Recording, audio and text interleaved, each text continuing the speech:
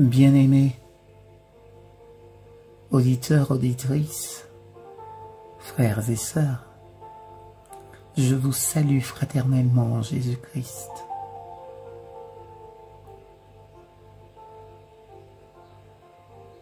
Voici venu notre moment de méditation quotidienne. En ce jour,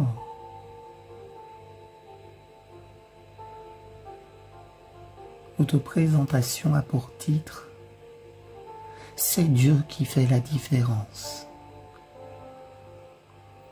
Car Dieu qui a dit « La lumière brillera du sein des ténèbres » et a fait briller la lumière dans nos cœurs pour faire resplendir la connaissance de la gloire de Dieu sur la face de Christ.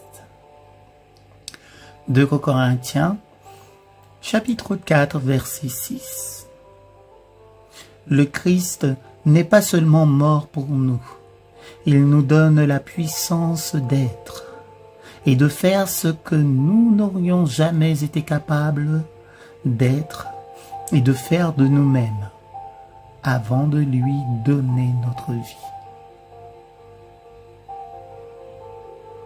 Dieu nous aime au point de nous changer, de nous transformer.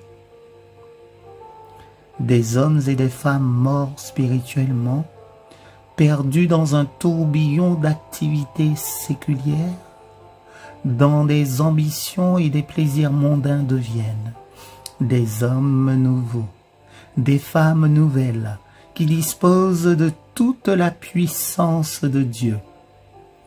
Des prophètes, des apôtres, des missionnaires, des martyrs ont donné leur vie et parfois leur sang.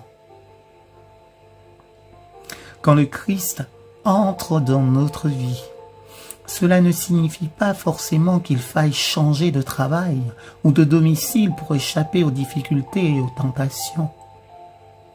Il se peut que nous gardions la même occupation, la même maison, les mêmes voisins. Cependant, il y a quelque chose en plus. C'est la puissance de Dieu qui donne à la vie une nouvelle dimension. La vie avec Christ a un côté exaltant.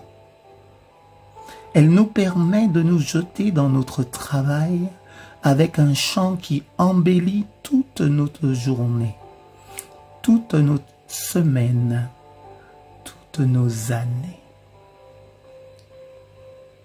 Au temps du Christ, le seul homme qui comptait pour les Grecs, c'était le penseur. Pour les Romains, c'était le conquérant. Pour les Juifs, c'était celui qui connaissait la loi et la gardait. Alors, Jésus vient. Oui, Jésus va. Il s'inquiète des lys des champs et les revêt de beauté. Même un passereau ne tombe pas à terre sans qu'il le sache. Même les cheveux de notre tête sont comptés. Le Christ a laissé les 99 brebis au bercail et est venu dans notre monde pour chercher ses enfants perdus. C'est cela qui change tout dans notre monde et dans notre vie. J'ai lu qu'on emploie parfois le radium en botanique pour traiter les plantes qui végètent. Alors, la fleur ou la plante vient à se développer d'une manière jamais vue auparavant. De même, quand Dieu fait son entrée dans notre vie, rien n'est pareil à ce qui existait.